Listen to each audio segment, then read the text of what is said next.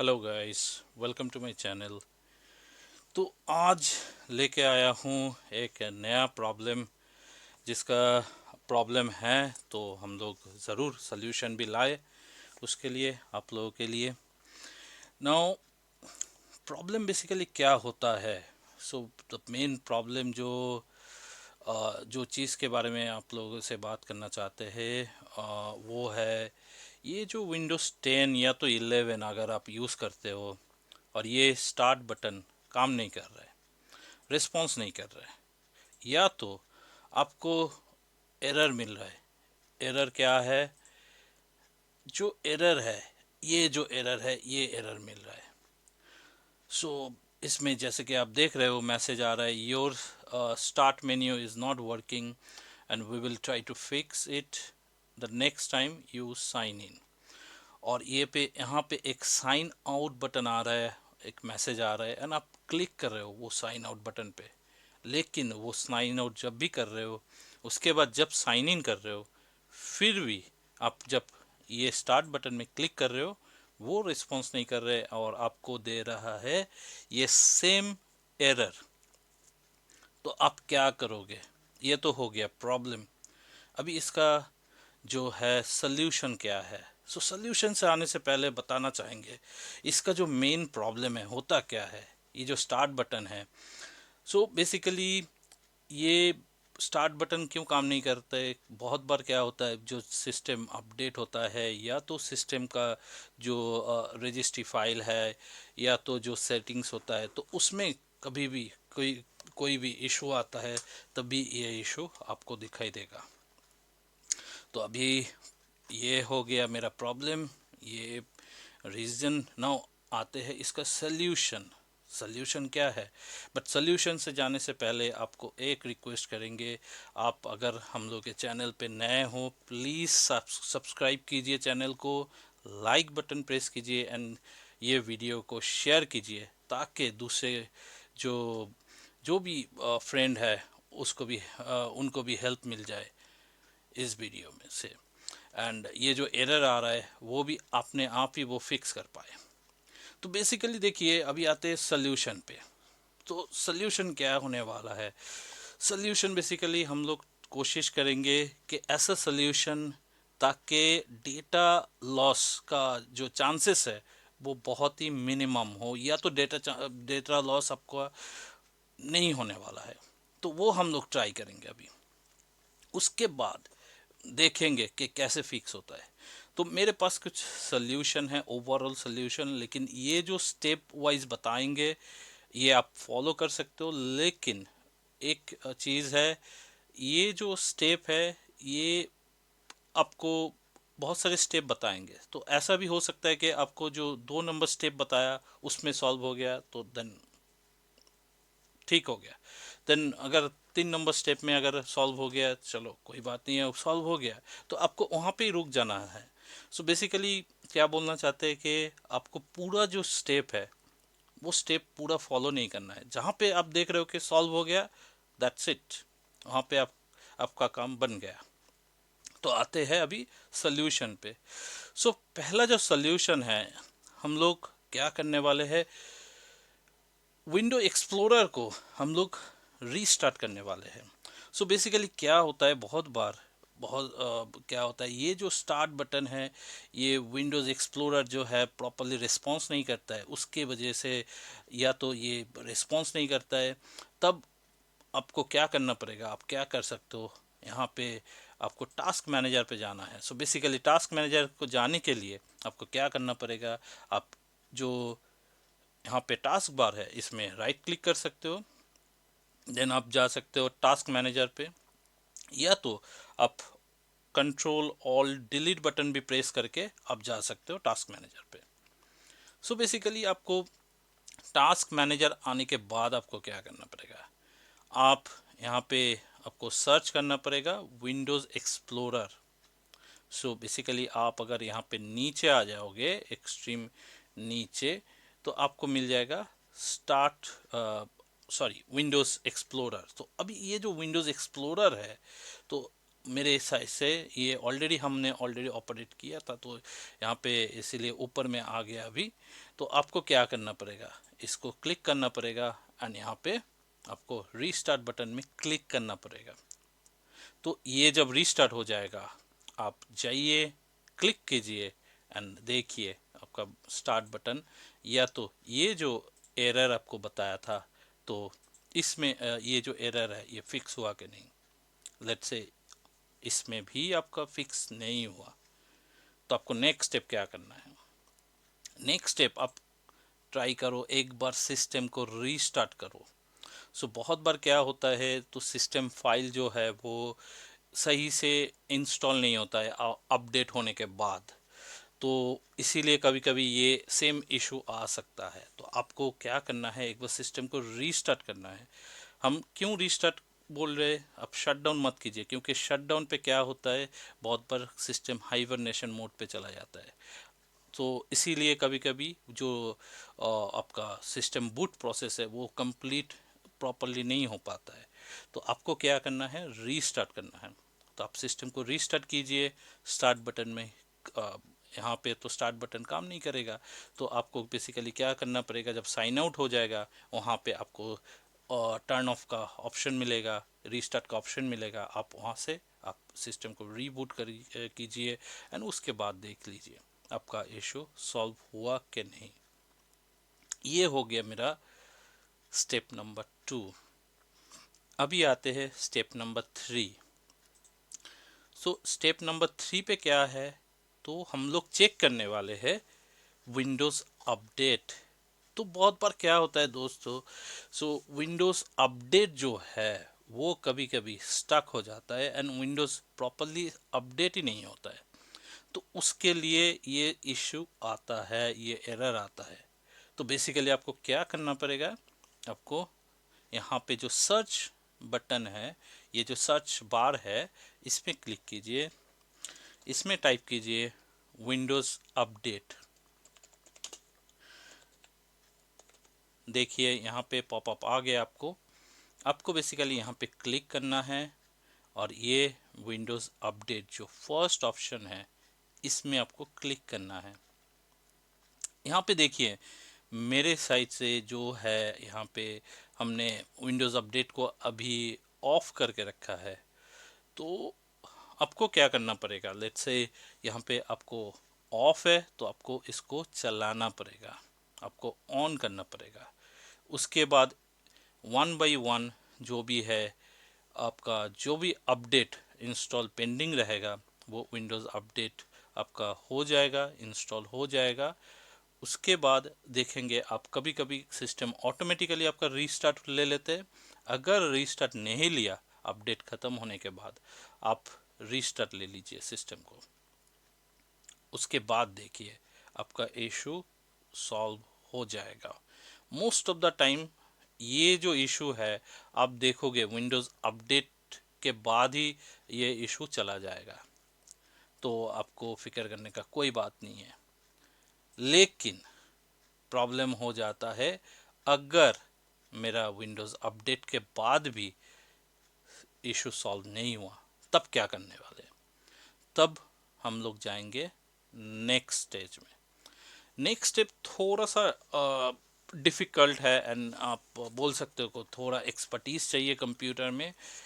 Basically इसके लिए क्या करना पड़ेगा, आपको जो पावर शेल ऑप्शन है उसको यूटिलाइज करना पड़ेगा। तो उसके लिए आप पावर शेल कैसे ऑन करेंगे, आपको जाना पड़ेगा यहाँ पे, आपको window and are button press करके आपको रन मेन्यू पॉपअप करना है। इसमें आपको टाइप करना है पावर शेल, उसके बाद एंटर प्रेस कीजिए। देखिए ये पावर शेल आपका ऑन हो जाएगा। ये ऑन होने के बाद आपको क्या करना पड़ेगा, आपको बेसिकली ये जो एक आपका कमांड है, ये कमांड को आपको यहाँ पे डालना पड़ेगा। डाल के आप एंटर प्रेस कीजिए। इससे क्या होगा, आपका सिस्टम में जो भी सिस्टम फाइल इनिशियल स्टेज में जो लोड हुआ था वो फिर से रिफ्रेश हो जाएगा, सारे सिस्टम फाइल को ये रिफ्रेश कर देगा, री इंस्टॉल कर देगा। सो उससे उसके बाद आप सिस्टम को रीस्टार्ट करके देख लीजिए आपका स्टार्ट बटन काम कर रहा है कि नहीं कर रहा है। लेकिन प्रॉब्लम आ जाता है सॉल्व नहीं हुआ, तो क्या करना चाहिए? तो आपको जाना पड़ेगा नेक्स्ट स्टेप पे। सो अभी नेक्स्ट स्टेप क्या है? आप एक नया यूज़र अकाउंट बना के देखो। तो क्या होता है, एक बहुत बार ये जो यूज़र अकाउंट है, सो ये यूज़र अकाउंट ही कभी कभी करप्ट हो जाता है। तो हो सकता है कि यूज़र प्रोफाइल में इशू हो। सो इसीलिए आपको एक नया यूज़र अकाउंट क्रिएट करके उसके बाद आपको देखना है ये काम कर रहा है कि नहीं कर रहा है। तो चलिए दिखाते हैं कि कैसे आप विंडोज़ में, आपको विंडोज़ 10 या तो 11 में आप कैसे नया यूज़र अकाउंट क्रिएट कर सकते हो। तो आपको बेसिकली क्या करना पड़ेगा, ये स्टार्ट बटन में क्लिक करना पड़ेगा।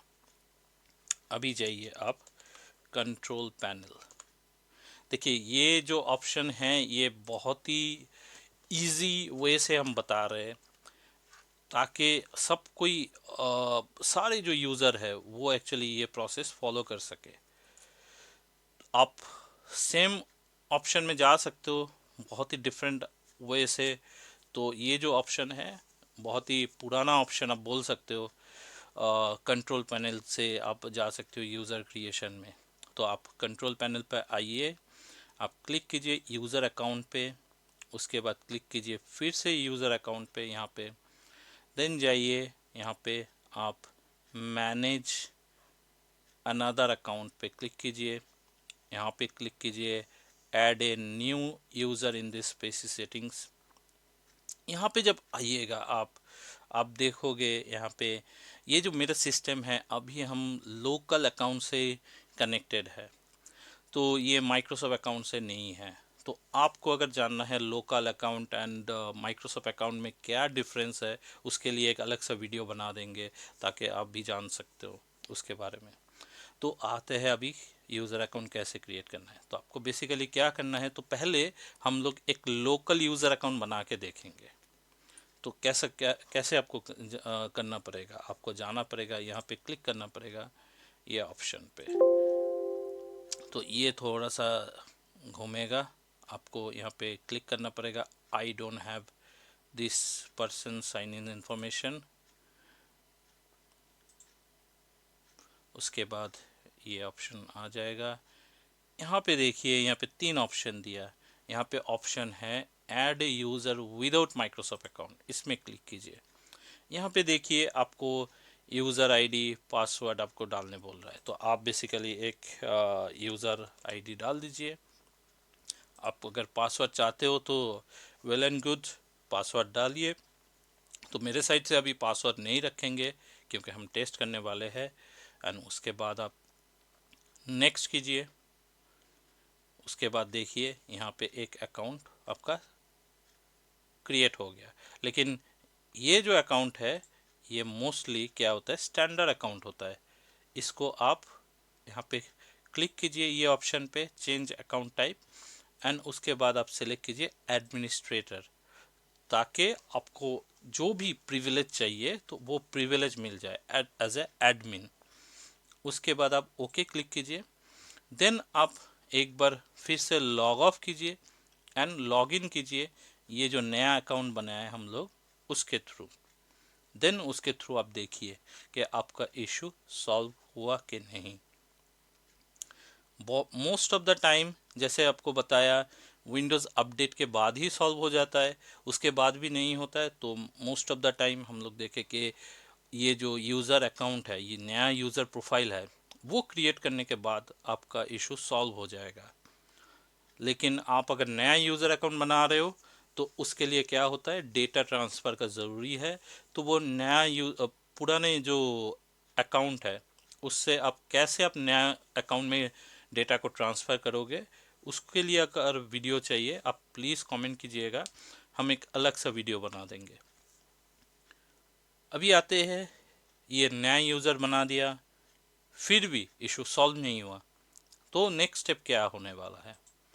नेक्स्ट स्टेप हम लोग जाएंगे कि सिस्टम रिस्टोर। अब ये सिस्टम रिस्टोर होता क्या है? बहुत बार क्या होता है, जो विंडो होता है तो वो कभी कभी एक पॉइंट पे, लेट्स से कुछ अपडेट इंस्टॉल हुआ या तो कुछ मेजर सॉफ्टवेयर इंस्टॉल हुआ, तो उसके लिए एक रिस्टोरेशन पॉइंट बना लेता है। तो जिस पॉइंट पे कंप्यूटर काम कर रहा है तो वो चेंजेस के पहले वो एक रिस्टोरेशन पॉइंट बना लेता है। तो आप क्या कर सकते हो, अगर आपको लग रहा है कि हाँ लेट्स से मेरा कल तक चल रहा था आज नहीं चल रहा है, तो आपको ढूंढना पड़ेगा कि ये रिस्टोरेशन पॉइंट कल या तो उससे पहले वाला कुछ डेट में रिस्टोरेशन पॉइंट है कि नहीं। तो अभी दिखाते हैं कि रिस्टोरेशन पॉइंट में आपको जाना क्या है। आपको बेसिकली जाना है सिस्टम,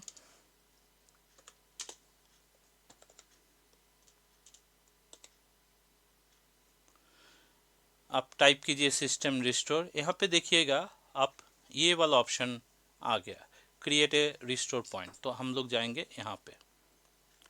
इसके बाद आपको जाना पड़ेगा ये जो ऑप्शन है सिस्टम रिस्टोर। तो आप देखो ये सिस्टम रिस्टोर पॉइंट आप खुद भी बना सकते हो यहाँ पे क्लिक करके क्रिएट, लेकिन हम लोग जाएंगे सिस्टम रिस्टोर पे,